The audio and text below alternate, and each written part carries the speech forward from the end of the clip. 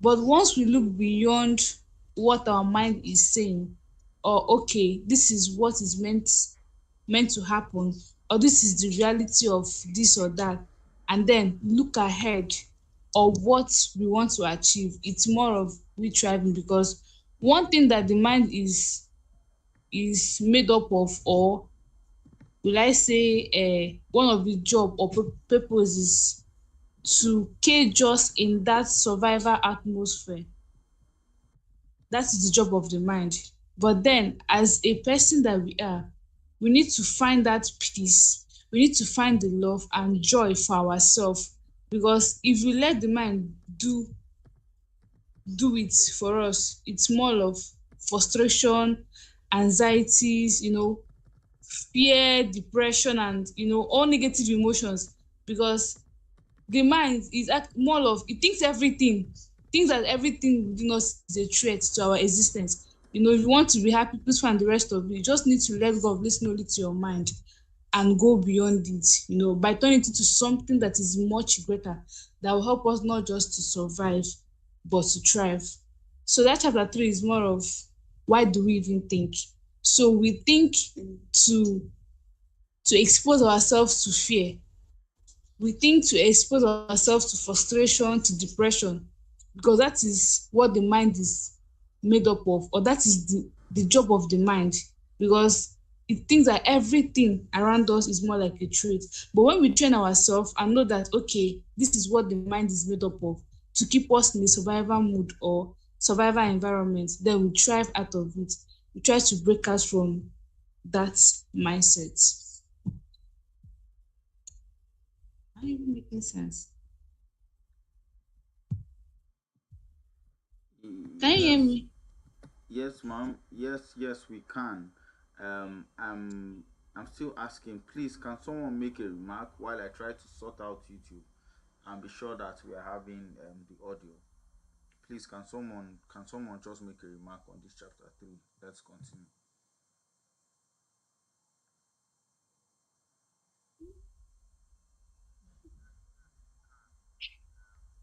Um, sorry, I just wanted to ask a question actually. While she was giving her review, she said, thinking makes us be in survival mode. But the Bible says, as a man thinketh, so he is. And I want to believe this book is telling us not to mind our thinking. So how will I now understand that if the Bible says I should think and the way I think, that is how I am? So how is it correlated? I don't understand, ma. Wahala, that's very interesting. Please, who has Majorly for who has who has for those of us that are on YouTube, yeah, it's great to have you. I mean, sorry for joining late. We are on chapter 3 of Don't Believe Everything You Think by Joseph Nguyen. It's great to see him here.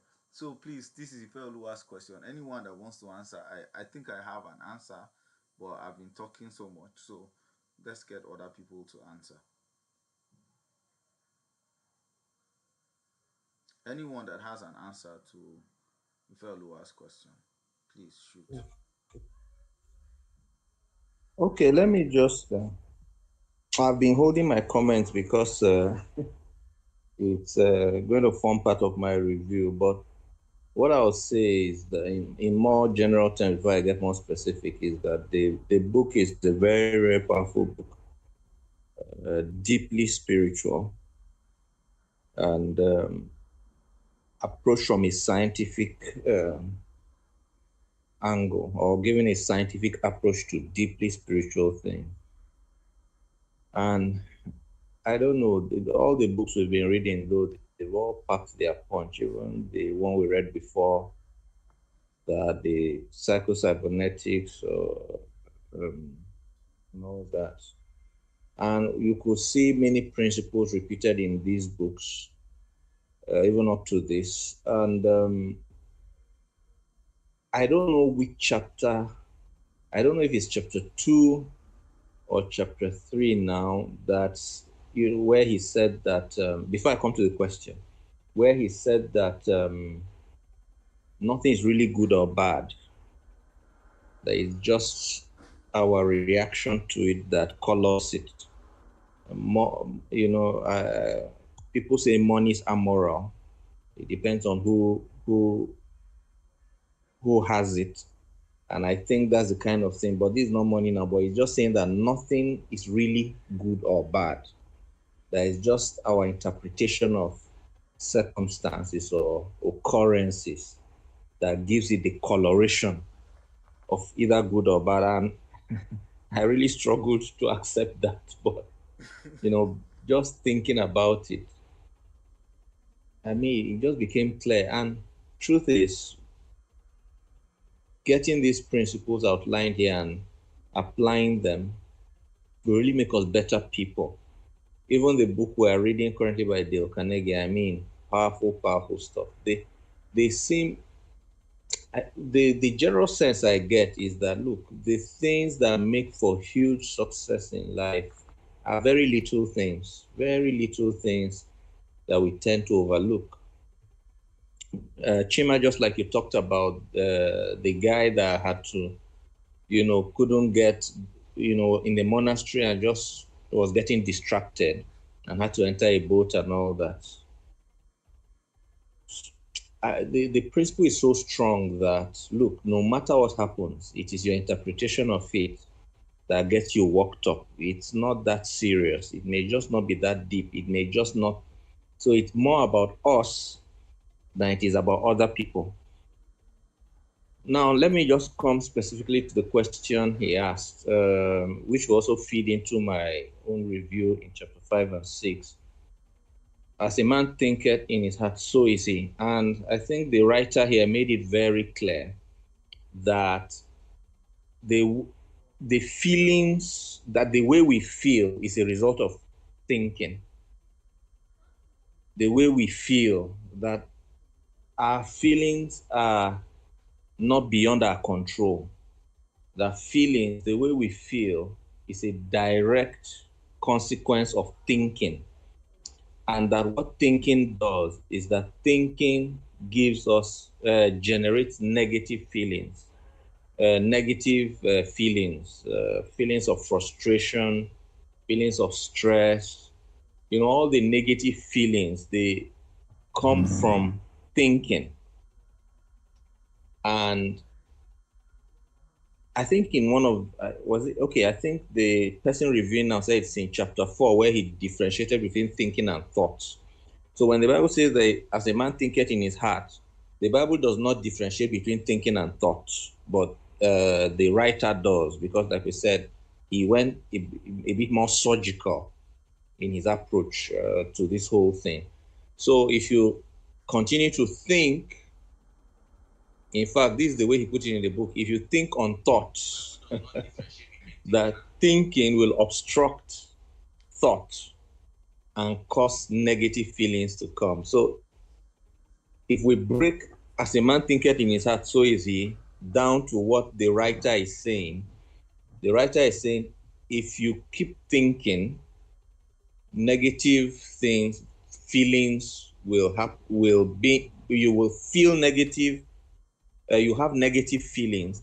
And if you keep having negative feelings, if we link it to the previous book we read, it will generate negative circumstances around us, But if you just allow thoughts, thoughts in itself will have those positive feelings, and those positive feelings will also coordinate positive circumstances and positive occurrences to happen around you. So these are my comments on this, on the previous 3 chapters, and then specific to that question. Okay, thank you so much, sir. Ifeoluwa, I would love to answer in this light, right? As Pastor Lawrence said, it doesn't there's no differentiation in scripture between thoughts and thinking. And English language does us a disservice because a lot of the things that have different expressions, right? We just lump it up, like love can have 4 different, is it in Greek now? That has 4 different expressions to show different levels of love. it links it up. I was listening to Pastor Poshu earlier today when he was talking about burdens. That's also one other script. A scripture was saying, "Let us bear one another's burden," and another scripture was saying that let every man carry their own burden. And the service that English language does to us is that the type of burden that was referred to, let's carry one another's burden, was totally different from the type of burden that was referred to when he said that everyone should carry their own burden, right? So it's the same with thoughts and thinking. Everything is lumped up as the same thing. But if we look at from the trajectory of the book, if you had read my reviews, you notice that some of these questions I was popping them like I didn't even really want to review. I had more of questions at the beginning of the chapters than I asked at some point what happens to our goals, what happens to our aspirations, what happens, and it's great that Joseph Nguyen later pointed it out. So as regards not thinking, you see that we should guard our heart with all diligence, right? For out of it comes out the issues of life. Is what Joseph Nguyen is saying. He's saying that there is a universal intelligence. There is God on the inside of every one of us. There's a deposit that God has made. That's the whole thing of in His likeness and all of those things. However, our experiences and the way we interpret things cause man to forget that all that we need to succeed, I think he said, it is inside of yourself, right? And so you begin to look at external circumstances and all of those things, and you try to force things to happen. For those of you, the people that left the bodybuilding club, kai, they are missing.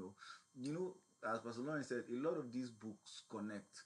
A technique for generating good advice, good ideas, also said that when you think about an issue again and again and again and again, and you exhaust all your human um, effort in thinking or trying to solve it, leave it and go and do something else. He mentioned people like Albert Einstein that will go and play a violin, or something like that, after they have encountered a serious problem and they've done everything humanly possible to try to solve it. Instead of fretting and they're not going anywhere, instead of fretting and getting worried, they totally leave it and the answer just jumps up on them. That is the whole essence of that thought there and all of that. But good portion. Before we take out chapter 4 from your mouth, please talk to us about chapter 4. And thank you, Felua, for that question. I hope we're able to do some level of clarity on the question that you asked. So, good portion, please. Chapter 4. Or, or Chapter 4 is thought versus thinking. It's more like a battleground between thoughts and thinking. So thoughts are things that thoughts are things that are effortless. I'm sorry, thoughts are things that effortlessly comes up without much effort from ourselves. Like, we don't need much thinking. While thinking is the art of thinking about our thoughts. When you think about the raw material that came out from your mind, thinking would always want to distract, discourage, like judge, analyze, compare, give you the negative side of those thoughts that came into your mind. It will be like, okay, if you do this one now, look at what will happen. I don't think you're qualified for this. I don't think you should do this. Like thinking would always want to discourage you from what um the raw materials, or from the mental thoughts that just came into your mind. Like thoughts doesn't take anything, it just flow without any stress. But thinking is more like a deliberate process that you have to judge, you have to analyze, you have to weigh. Thought is more of a creator, whereas thinking is more like, would I say, a destroyer or a discourager. It always wants to discourage you from creating those things that you had in your mind that you want to create. It would always want to discourage you, because once you start thinking, it's more like you limiting your abilities. And then within this week I was able to, because when I was doing this thing I was like, okay, is thinking not more of reality? Like this is what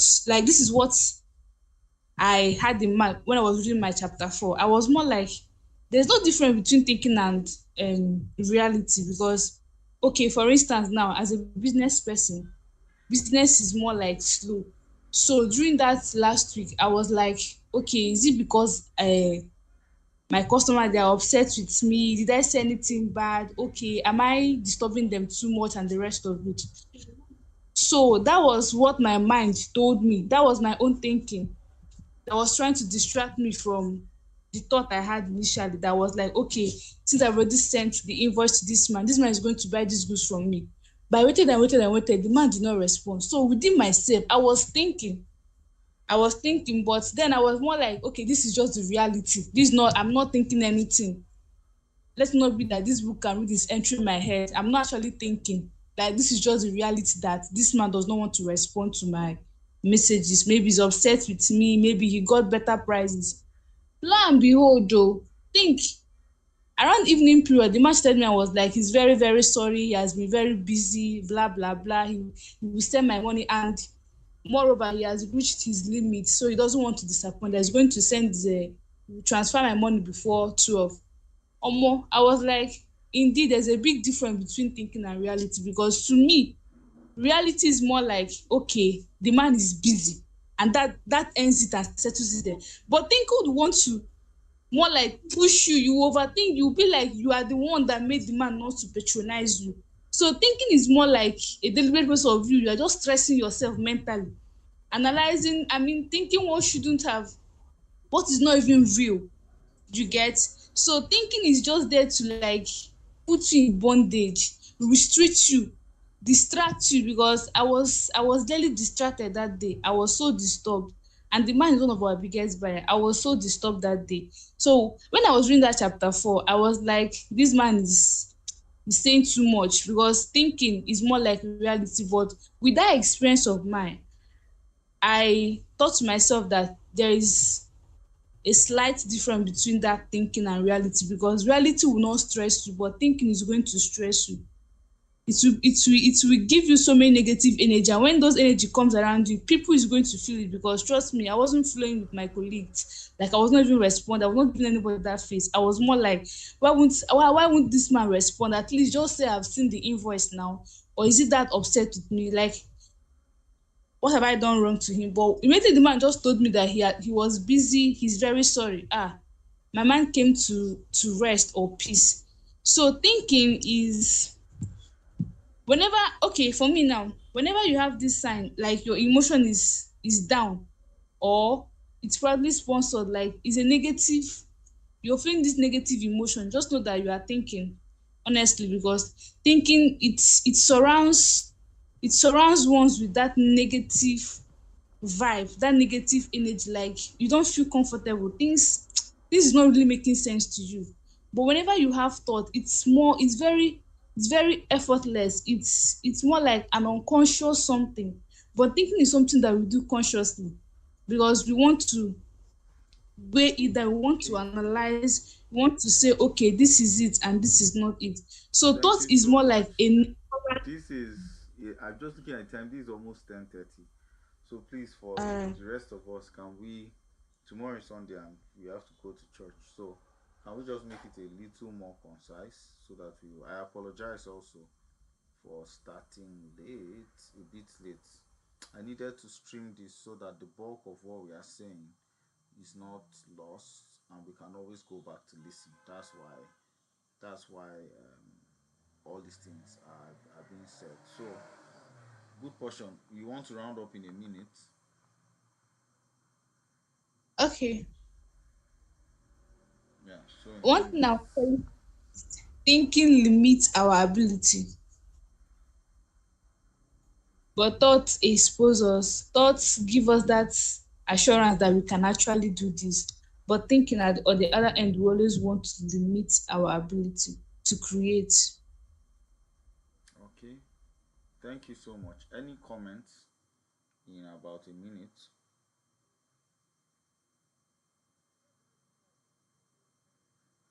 Okay, for me, um, since we are a bit shy on speaking, for me, um, this thought versus thinking very important. It it informed me that a lot of times when we say we are thinking, we are not thinking. We are just worrying. I believe that what Joseph Nguyen was trying to say is that the bulk of our thinking is worrying, and because I think in this after this after this whole chapter, I began to ask what happened to Norman Vincent Peale that says power of positive thinking. What happened to some of these other books? What happened to positive thinking and all of those things? And looking at what he said, I began to realize that what he meant actually as thinking was worrying. I stand to be corrected, and I began to I began to kind of look out for it and wait for thoughts. Let me also report myself, and this is to be accountable to a lot of us. While we're having thoughts, Ifeoluwa told me about Speechify, and I'm supposed to send them an email. A thought jumped into my mind out of nowhere. I have to send them an email. Their product is good. The previous product that I had even introduced a lot of people into that reads out PDF documents. They got an Indian person. They did an upgrade and they messed it up. And so I had a thought, according to this book, that I should reach out to Speechify to get into partnership and get more people to read here in Nigeria. Maybe get a Nigerian or an African pricing model for us. But I never did that. I should do that. Whatever the excuses that I have is not enough. I should do that and I will do that. So thoughts they don't care. Maybe the reason I've not done that is thinking. I'm thinking of would they even answer me? Do they care? Who knows? So I need to go back and get that done. Um, is there any other comments? Are there any other comments? Please let's be as honest as possible and let's report ourselves and help ourselves to hold ourselves accountable. Yeah, someone wanted saying something. Fellow. Nothing much, sir. I just wanted to say I agree with the fact that you made the corrections. Is it correction now? No, you gave the suggestion that what the author meant by thinking is worrying. I agree with that also because even the Bible again says, "Remember to stay alert and hold firmly to all that you believe, and be mighty and full of courage." That means for you to believe something, you have to think it now. So yes, If you that remind what the me, man is saying. you remind me of someone, my friend. I will not mention his name because we are streaming. This guy, we're reading a book, Pastor Lawrence. I can't remember the book we're reading, but he said that the reason he left the body book club was because what we were reading and what he was being taught or something like that. Um, they were basically opposite or opposing, and but principles don't care, and principles don't care, and it's great to know stuff, especially stuff that Yeah. is not harmful, and finally find your way around what you actually really believe and what will profit you. One of the things that Joseph Nguyen did, Chima, Pastor Lawrence, please, let me not talk too much, we don't have time. Please, Pastor Lawrence, chapter 5 and 6, as it were. Okay, all right. Thank you so much. I'll make it as brief as possible. I think what chapter 5, what he tried to do in chapter 5 is to emphasize thinking and feelings. Uh, like as we mentioned before, negative feelings of frustration, stress, uh, sadness, and all that, they occur when we think or when we are trying to belabor a matter. And I think generally, like I said, very deep things that he says in this book. I think generally what he tried to portray here is that life by design, is different from the way we try to approach life. And what he tried to, what he's saying about thinking here is that, or the way I see it, yes, Chima, you're also right when he said thinking is worrying. Well, in more general terms, I think he's trying to say that the mind, or life was not, the mind was not designed to lead us. That the mind was designed to serve, not to lead, not to take the lead. And he, in other chapters, he tried to differentiate between where thoughts come from, and I'll get to that in chapter 6, where thoughts come from and where thinking happens. And he tried to say that thinking is a product of the mind, while thoughts come from a higher source, comes from what he calls infinite intelligence. So thoughts are beyond us, while thinking is our doing. And I think in chapters after 5 and 6, he said that thinking has to do with our ego. And I kept wondering why he was linking thinking with the ego. But that's how I came to the conclusion that what he's trying to say is that life was not, the mind was designed to serve our purpose, not to take the lead. And when the mind takes the lead, it puts us into trouble. I think is it chapter 7 or chapter 8, although that's not what I'm reviewing, but he tried to explain that thinking is a product of our human effort, while thoughts are divine. The source of thought is divine. I'm dabbling into other chapters now, but just like in a nutshell. So he just tried to say that if we keep making the effort to figure things out, okay, so this is what he's saying. We are not meant to figure things out. Once thoughts come to us, we're meant to just flow. He talked about a state of flow down the line. We're just meant to flow and not just try to figure it out, things out ourselves. So he's saying that thinking is us trying to figure things out, and the result is always negative feelings, that you cannot divorce how you feel with what you're thinking. And he also said that it is not the content of the thinking that makes you feel negative, have those negative feelings. It's not the content or what you are thinking on that makes you have negative feelings. He said it is just the fact that you are thinking at all. It just generates negative feelings. Thinking at all generates negative feelings. And he said that, like you talked about Norman Vincent Peale, that's why I said this guy was very scientific and very surgical about and his thoughts here. He said that thoughts do not come from like thinking positive things. He just tried to say, he said that positive feelings is our natural state. That's our default state. That's how it were designed to be.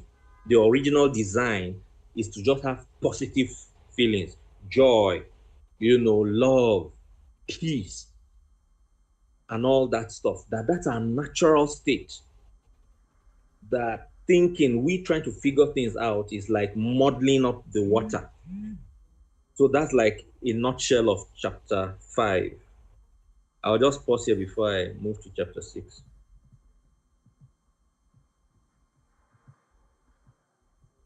Great, great, great, great. Thank you, sir. Any comments? Let me read. Let me go back to my review, chapter 5. I think stating the topic of the chapter just gives a lot of sense. If we can only feel what we are thinking, don't we need to think positively to feel that way? And what he said about that's one of the things that struck me about this thing. Like he gave assignments. When he says things, he almost anticipates that people would give that yimu, will raise their nostrils when he says something. But I mean, talking, he breaks things down to first principles, and when he truly said that what is the default state of a baby, his joy, his happiness, is all of that, it just it struck a major chord inside of us. So inside of me personally, and I told myself I don't need to grow up. Not grow up in general, but I mean having that tough outlook, and you know what, you should have an idea of what I'm talking about. I should try to find, not even try to find now, I should just allow the my inner baby live, and that that did it for me. That did it for me big time. And so one of the things that makes this book, as much as the difficult pill it is to swallow, um I still cannot argue against it, is that he gave hot scientific, some tests and all of those things. Check out this thing. If it is true, then it's true. Then his statements about truth is something else entirely. But I believe we'll get there along the line. I don't think anybody's, please, oh, this review is for us to talk, to give remarks. So please, Pastor Lawrence, if there's no remark on chapter 5, please let's do chapter 6. Or Actually, okay, Joseph, you want to say something? You have the mic, sir. yes, okay. I actually wanted to say something that I experienced from this that chapter 5 talks about, and that is it. It says the intensity of negative emotions is directly correlated to the amount of thinking we have going on, right? So that means that it is not necessarily the content of what we are thinking, but it is how much thinking we are doing per time that weighs us down. And something happened to me at work during the week, the past week. So I had a couple of things that I needed to do in the office, and then I had work. I had remote work that I had to finish up Mr. that Joseph. was lagging behind. So in my mind, I was thinking I'll just come to the office, do that one, and then submit it before the deadline. But by the time I got to work, the people that were supposed to help me do the office work were to do it together were not around. So I had to handle it. And then I now had a situation where the job I was supposed to give another person was already lagging and they were calling me and I couldn't pick the call because I was needed, my attention was needed. And at that point, even though I was doing the work at the office, my mind was just racing as to how, okay, how am I going to, I've not even finished the work. They are already asking for it. How am I going to finish it? What am I going to do? And at that point, even what I was doing, I wasn't doing it well again. And the funny thing is, at the time, I had not reached this chapter 5. Or something very, very funny happened. So at the time, my director screamed and said something about the mistakes I was making, obviously, because my mind wasn't there. So what I did was I just dropped everything, dropped the paper, the things I was supposed to print, and walked out of the office and went to the staircase. And then I just calmed down and told myself, you know, today was going to pass and it's just a walk and all that. And then I calmed myself down and eventually came back and finished the work. But after I came to the realization that they can't kill me, both the people that are in the office and the people that I'm working with remotely can't kill me, and I can solve this thing properly if I can do it one thing at a time. That was how I was eventually able to overcome that stress syndrome. And I just see that playing out here. So what was affecting me that time was that I was thinking about so many things at the same time, and in real time it was affecting my patients. So I just felt like I should Mr. share Joseph, that have you finished experience. this our book? I am on chapter 11, sir. You need to finish it, to drop it and join what we are doing. The book we are reading, we are racing through it because it's a lot, but I believe it's something that we all should know. The the Yeah. simpler the books, the bulk of the books that we are reading this year, are basically first principle books, and the simpler the things that they, or the easier the things that they prescribe, the more difficult it is to do. See me now, almost trying to. I hope I didn't criticize you. Thank you for reading. Please, Pastor Lawrence, the next chapter. Oh God. Oh God. Yeah, you're applying the Dale Carnegie principles already. All right. So, chapter 6, in a nutshell, he just talked about the three facets of thought, or the three facets of the core of all he's saying. He said number one is the universal mind, and he said the universal mind, some people call God, others call mother nature. In the previous chapters, he had referred to as infinite intelligence, and something he said there that is very profound. He says that's the very intelligence that um, that is in nature, that's the reason a seed, becomes a tree at the end of the day. As in, if you plant it, you don't nobody has to, it's just wired within it to become a tree. When it becomes a tree, it produces fruit. The fruit has a seed, the seed goes again, and then that cyclical capacity, that seed, that is inherent in that seed, comes from that infinite intelligence. I think that's why he's saying that thoughts are superior to our thinking, because when thoughts come from the universal mind, I'm getting ahead of myself, but when thoughts come from the universal mind, it carries within it infinite intelligence to get things done. So when we neglect that intelligence and we start putting our own effort in, we get frustrated. Well, the infinite, the universal mind, he talked about universal consciousness, which he refers to as the awareness and the material universe by which our senses are active. Our senses can, be activated or can be active, can work. And then he talked about thought, and he referred to thought as the raw material that comes from the universal mind and plays within the universal consciousness. So, and another very profound thing he said there as I round up is that thoughts are the things that help us to create. And I think that statement kills fatalism flat. It kills fatalism, because that thing, that let's go if God wills it or whatever and all that. And where people say God is in control. And I think I heard Mike Murdoch sometime in 2000 or 2001 say that God is not in control. And I thought it was controversial. But I mean, this is what it means, because if so, what uh, comes from the divine or the universal mind is thought. That's what links the natural with the divine, thoughts. And it is from thoughts that we create our reality. And like Chima referred to when he was making comments on the other earlier chapters, that means we are in the driver's seat, kind of.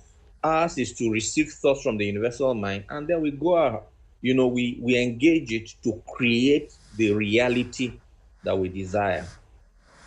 So fatalism really has not much to play. Of course, I think it was when we were reading this thing on the philosophy of money, on the psychology of money, that said yes, there's luck and all that, but it's just a percentage of life. It's not the whole thing.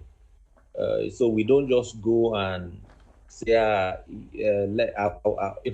it's just like people give birth and say there's God that takes care of children, But there is this um, thing that comes from our own end if we manage thoughts very well, So we can determine what the environment, how the environment responds to us. We can determine how things go.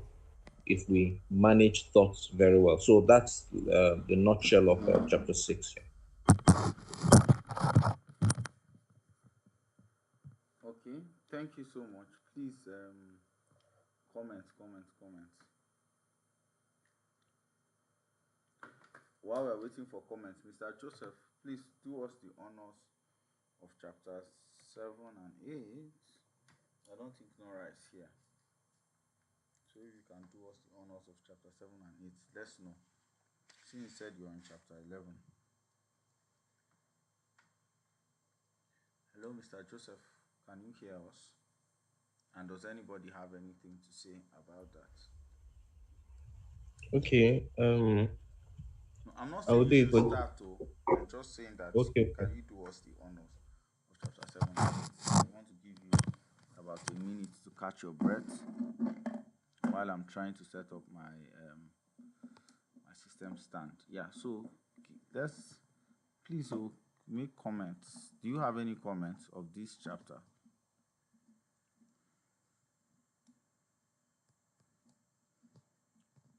Wow, okay. So for me, truly, Pastor Lawrence, when he spoke about the intelligence, what makes our hearts know how to beat, and what makes the seed, well, that is intelligence that makes the seed grow into a tree of its kind. I just remembered Uncle Miles Monroe that said that, and it's beginning to make sense. That said that everything that we needed to succeed, that God has put it on the inside of man. Man should not go and look for elsewhere. There's nothing that concerns man with. I think I've set up. Hello, can you hear me? Okay, yes. That there's nothing that concerns man with that's mankind looking outside of himself or herself to succeed, and that if we do, and that there's no institution on earth that can correctly classify man. So, but some people have taken themselves, and when they say, "Oh, you came out with a third class or something, or a first class," we are allowing institutions of mankind to determine what we can and what we cannot do. However, it's very important to note that everything that we need to succeed is domiciled inside of us. Mr. Joseph, I believe you have caught your breath. Please, chapter 7 and chapter 8.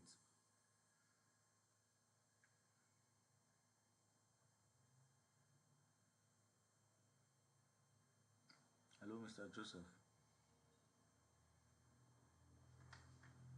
So let me, because this is almost 11 o'clock, Pastor Lawrence and Ifeoluwa, if Mr. Joseph is not responding, should we pause here and fix another time and run through the remaining half of the book, or Okay. for time's sake?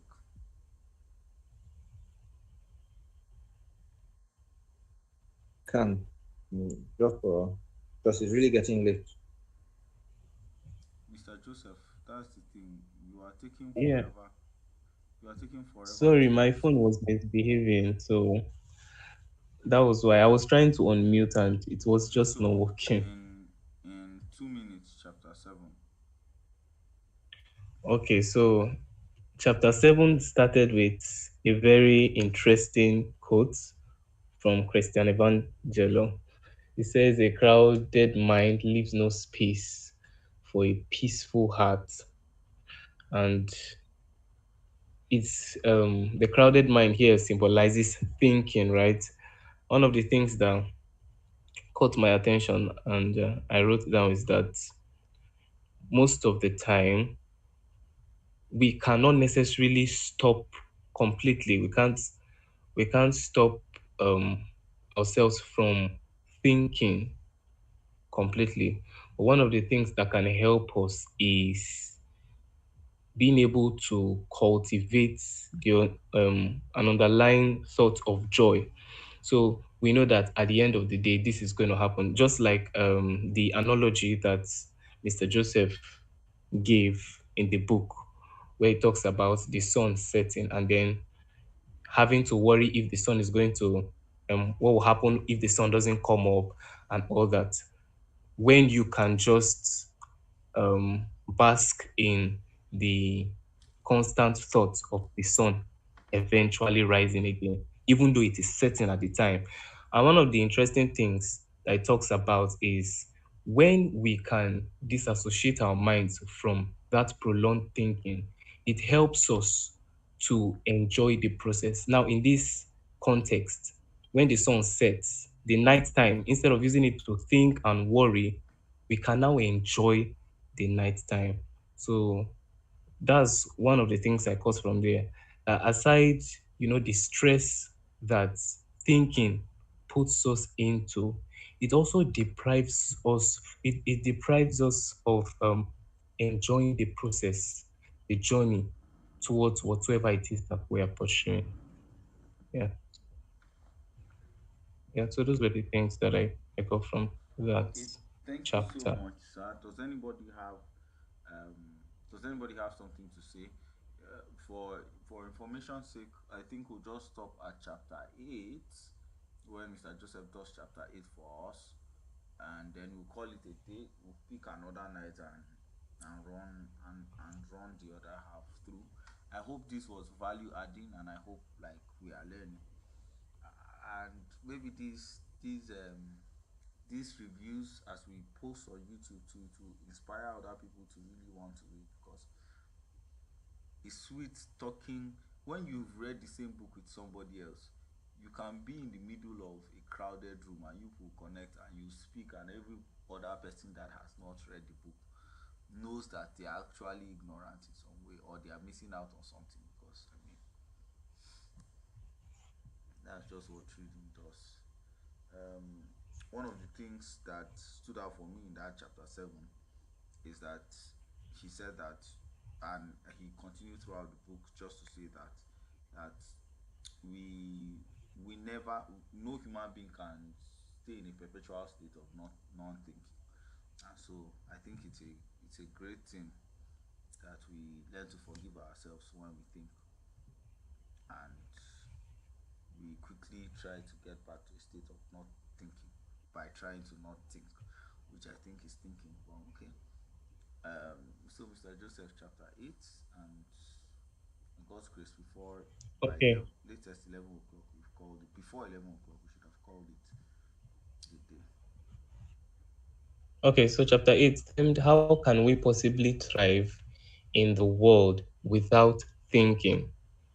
And one of the realizations I got from this chapter is we actually cannot thrive. We can only merely survive when we think because, you know, building on the past things that we have learned from previous chapters, we get to see that the mind is wired in such a way that it is wired and engineered for survival. So it criticizes past experiences and comes up with negative, just to ensure that you don't fall into a risk, you don't fall into a challenge. So that's basically how the mind is engineered. So I see that this topic is like a reverse. So how can we possibly thrive in the world without thinking? The truth is we actually thrive when we rely on thoughts and refrain from thinking. And this chapter also talks about concepts like the flow, the zone, and the Japanese term called mushin or mushin. I don't really know how it's pronounced, but Even me too. I one of the prominent things that I got to see because I took part in the practical aspects of the chapter, I got to realize that one of the best times I have, experienced efficiency in whatsoever I was doing, I wasn't necessarily thinking about anything. I was just engulfed in that thing that I was doing. I was just engulfed. There was just a flow. And he gave examples of the athletes. They were not necessarily thinking about which hand moves first, which leg moves first, the strength of, the the strength of their pull forward or whatsoever it is. It was just a free flow. And it just further solidifies on the foundation that thinking actually limits us, and thoughts is the pathway through which we can um, be effective in whatsoever that we are doing. Yeah, I'm done. Yup. Okay, thank you so much, sir. Um, any final words from all of us? Mushin, even me too. Although one of my boys, Dominion, is learning Mandarin Chinese, so yeah, I think maybe I may learn Japanese. I don't know, but yeah, the whole concept of flow and all of those things very important. Um, for me, the argument I had is that the people that you are doing, athletes and all of those things, wherein they didn't they rehearse so much, so they did that thing a lot of times to the point where they can now snap out of it, and now, I mean, quote and unquote, enjoy whatever it is that people are saying that they enjoy, right? Mm. Mm, So that's my argument. Oh. That's my argument, and does how where does thinking, but thinking is not practice. I think that's on the counter side. Which one? Um, the 4 hour work week, Cal Newport. Okay, I think we did it. We did it last year. Mm. So yeah, I mean, that's fine. And remember, I think in that book there was the whole thing of taking walks. There was a guy that walked from his house to the office, and while he was walking, he enters like a flow state kind of. He enters a non-thinking state, right, where the leg just moves in front of the other, and he gets a lot of ideas for whatever he wanted to do. I mean, this book just reminds me of a whole lot of the things that we've spoken about. Um, from time to time. So, last words from everybody, and we call Okay, it. so thinking inhibits the flow. And that's why it talked about the state of flow. That if we allow thoughts in their original form without trying to figure things out by our own selves, that they can flow in a way. And he was trying to say that we can be at our best when we are not thinking about it. That's where allowing thoughts just flow from the infinite intelligence and it's just flowing through us and we're just acting on it as it goes. That we can be at our best when that happens. That's my little thought on chapter 8. Okay, thank you, sir. Let me do this. Okay, thank okay. you, sir. Can I Joseph, you can wanted I to say say something? something? Yes, please. Yes. Okay. So I also wanted to talk about when it at that point where it talks about motion, it says I'm currently looking at the book right now. It says motion is achieved when the mind is free of random thoughts, free of anger, free of fear, and particularly towards that our thinking is the source from which we experience these things that hinder our efficiency. Things like anger, fear, and ego exhibiting itself. Yeah. So I just wanted to add that to it. That thinking inspires these feelings. Okay, thank you so much, sir. Ifeoluwa, do you have anything to say? Yes, sir. I just wanted to share an experience, my own experience that serves as an example to this chapter. There was a script I was working on for a presentation somewhere. So I rehearsed this speech a lot. I rehearsed this speech, and then I got this public speaking app on my phone. So I just installed it, and then I said, let me just try it out with that speech. I already knew this speech. I've already been practicing it, except especially when we even read that the book Psycho Cybernetics that says you go from a state of unconscious incompetence to conscious incompetence to conscious unconscious competence and all that. So I focused on practicing and rehearsing those scripts, that piece when I got to the app, I saw that when I was not with the app, I wasn't fluent. But the moment I went to the app, I was having these thoughts of what if the AI doesn't get my pronunciation? What if the AI was trying to maybe the AI will try to misunderstand my speech or my wordings. So I got distracted with all this thinking. So I saw myself that I was now stammering along the line that I already knew I've practiced. So I'm just saying this experience, this exam, this serves as an example to exactly what this chapter is saying. Sometimes we're in the zone, but what most times brings us or me personally out of the zone is those distractions, those worries, those thinkings. That's just what I wanted to add. That's what I wanted to add.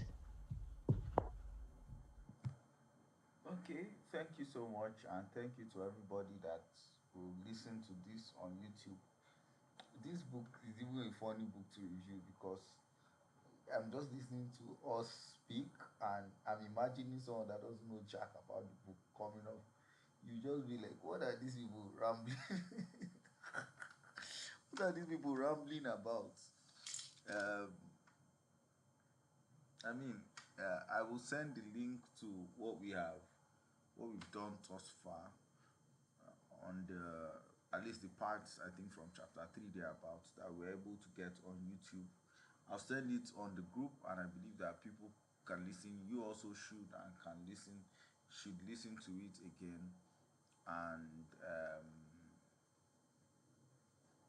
and then we'll do like chapter 9 onto chapter 16 another day. Learning from this, um, it's been great listening to you speak, and I've learned a whole lot. I trust God that we'll just be able to put this into practice and our lives will get better. I'll keep saying it that the proof of the work that we do in the Body Book Club is the quality of lives that the people who remain in the Body Book Club have live. People will see us and know that these ones truly, as they said about their Paul and Co, have been with Christ. That's truly these people have been learned. And for those who are going to listen to this book club, let me say it clearly: it's not a Christian book club. Oh. It's just that we are all Christians here, and that's why they are. This is even a Zen book, self. That's why there are lots of alluding to the Bible, and that's just how you can come and talk about whatever it is that you are talking about. Agree and disagree.